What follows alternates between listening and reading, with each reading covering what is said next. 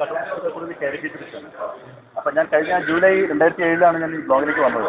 അപ്പോൾ ബ്ലോഗിൽ വന്നപ്പോൾ ഞാൻ ഇതുവരെ ഒരു പരിചയമല്ലാത്തൊരു മേഖലയായിരുന്നു, മാധ്യമമായിരുന്നു. അപ്പോൾ അതിൻ്റെ സന്തോഷത്തിൽ അന്ന് നിലവിലുണ്ടായിരുന്ന ഏറ്റവും മികച്ച ബ്ലോഗേഴ്സിൻ്റെ കാരിക്കേച്ചേഴ്സ് 100 കാരിക്കേച്ചേഴ്സ് ഡിസംബർ 31 വരച്ചിട്ടിരുന്നു. ഇപ്പോൾ അതിനേക്കാൾ കൂടിക്കൊണ്ടിരിക്കുന്നുണ്ട്. അപ്പോൾ ബ്ലോഗ് എന്നെ ഏറ്റവും സ്വാധീനിച്ച ഘടകം എന്താണെന്ന് വെച്ചിട്ടുണ്ടെങ്കിൽ നമ്മളാണ് അതിൻ്റെ ഫൈനൽ സ്രഷ്ടാവും എൻ്റെ അന്തകനും എല്ലാം നമ്മൾ തന്നെയാണ്. എല്ലാം നമ്മളാണ്. കാരണം നമ്മളൊരു പോസ്റ്റ് ചെയ്ത് കഴിഞ്ഞാൽ നമുക്കൊരു പക്ഷേ പ്രിന്റിലേക്ക് കൊടുക്കുകയാണെങ്കിൽ നമുക്ക് ഒരിക്കലും ഒരുപക്ഷെ തിരുത്താൻ പറ്റിയിരിക്കില്ല. അല്ലെങ്കിൽ പത്രാധിപർ അത്ര അടുത്ത സുഹൃത്തായിരിക്കണം.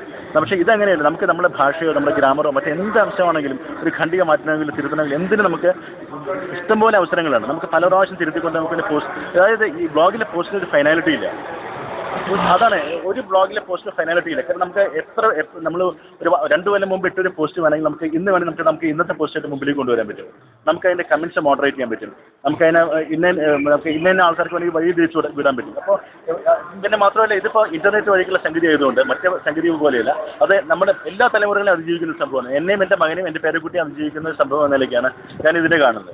കാരണം പോസിറ്റിവിറ്റിക്കുള്ള ഒരു മെസ്സേജാണിത്. ആ ഉവ്വ്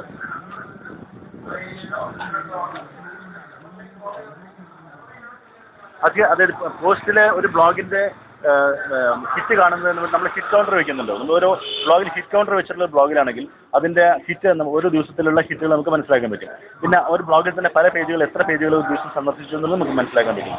പക്ഷേ അതേസമയം നമുക്കിപ്പോൾ അതിൻ്റെ IP അഡ്രസ് നോക്കിയിട്ട് ആരൊക്കെയാണ് വന്നിട്ടുള്ളതെന്ന് നമുക്ക് വേണമെങ്കിൽ അറിയാൻ പറ്റും. പക്ഷേ എങ്കിലും അധികാരിവർഗത്തിലെ എത്ര അല്ലെങ്കിൽ മറ്റേ സാഹിത്യകാരന്മാർ എത്ര നമുക്ക് തിരിച്ചറിയാനുള്ള ഒരു ഇതല്ല. അതിനേക്കാൾ കൂടുതൽ ഇത് വളരെയധികം വൈജാത്യമുള്ളൊരു മേഖലയായതുകൊണ്ട് ഈ മാധ്യമത്തിൽ ധാരാളം സൃഷ്ടിപരമായിട്ടുള്ള പല സംഗതികളും അഭിപ്രായങ്ങൾ പറയാൻ പറ്റും. അതായത്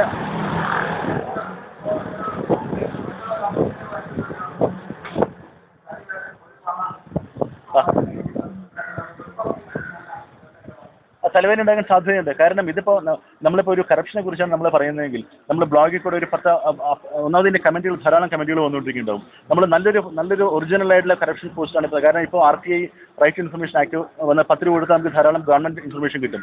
പലപ്പോഴും ജനം കിട്ടില്ലെന്ന് കരുതിയിരുന്ന ഇൻഫർമേഷൻ കിട്ടും. അത് നമുക്ക് കുറച്ചുകൂടി റിസർച്ച് ചെയ്തിട്ട് പോസ്റ്റ് ചെയ്യുകയാണെങ്കിൽ വളരെയധികം പേര് ഇതിനെ റെസ്പോണ്ട് ചെയ്യും. നമ്മുടെ ബ്ലോഗിൽ കാണുന്ന ആൾക്കാരുടെ പ്രിന്റ് മീഡിയയിലായിട്ടും മറ്റ് മാധ്യമങ്ങളായിട്ട് ബന്ധമുള്ളവരായിരിക്കും. അപ്പോൾ അവർ അതിൽ റേസ് ചെയ്യും, ലെജിസ്ലേച്ചറിൽ റേസ് ചെയ്യും.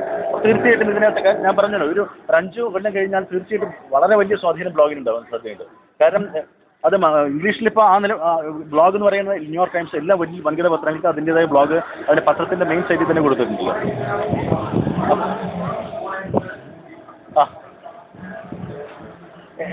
ഞാൻ കാർട്ടൂണിസ്റ്റ് എന്ന പേരിലാണ് ബ്ലോഗ് ചെയ്യുന്നത്. എൻ്റെ കേരള .blogspot അതെ. പിന്നെ ഓക്കെ. പിന്നെ ഊണേശ്വരം PO എന്ന് പറയുന്ന ഒരു രണ്ടും ഞാൻ തമാശയാണ് സാധാരണ എഴുതുന്നത് വരയ്ക്കുന്നത്.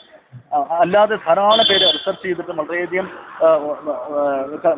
സർഗസൃഷ്ടികളുണ്ട്. അതുപോലെ റിസർച്ച് ഓറിയൻറ്റഡായിട്ടുള്ള ധാരാളം പേര് ചെയ്യുന്നുണ്ട്. ഇപ്പോൾ കാർട്ടൂണിസ്റ്റിൽ തന്നെ എന്നെക്കാൾ മുൻപന്തിയിൽ നേരത്തെ വന്നിട്ടുള്ള ആൾക്കാർ സുധീർനാഥ് പോലുള്ള കുറേ ആൾക്കാരുണ്ട്. അപ്പോൾ ധാരാളം പേര് വരുന്നുണ്ട്. കാരണം ഇതിനൊരു നമ്മുടെ ഇൻഡിപെൻഡൻറ്റ് വീട്ടിൽ വെച്ച് നടത്തുന്ന ഒരു ഇൻഡിപെൻഡൻറ്റ് പബ്ലിഷിംഗ് ഹൗസ് പോലെയാണത്. മനസ്സിലായില്ലേ? കാരണം അതെ, നമുക്ക് ഒരിക്കലും മറ്റേ നമ്മളെപ്പോലെ സാധാരണക്കാർക്ക് പ്രിൻറ്റിൽ ഒരു ചെവി കിട്ടാത്ത ആൾക്കാർക്ക് പറ്റിയൊരു മീഡിയമാണ്. നമുക്ക് മാത്രമല്ല നമ്മളുടെ ഭാഷ ശുദ്ധീകരിക്കാനായിട്ടുള്ള മാധ്യമം കൂടിയാണ്. കാരണം നമുക്ക് എഡിറ്റിംഗ് പ്രൊഫഷൻ ഉണ്ട്. നമുക്ക് നമ്മുടെ ആറ്റിക്കുറിക്ക് നമ്മുടെ ഭാഷയെ ഭംഗിയാക്കാൻ പറ്റും.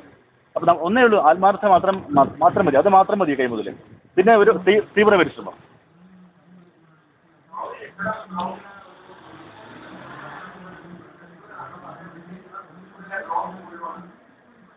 വളരെ താങ്ക് യു.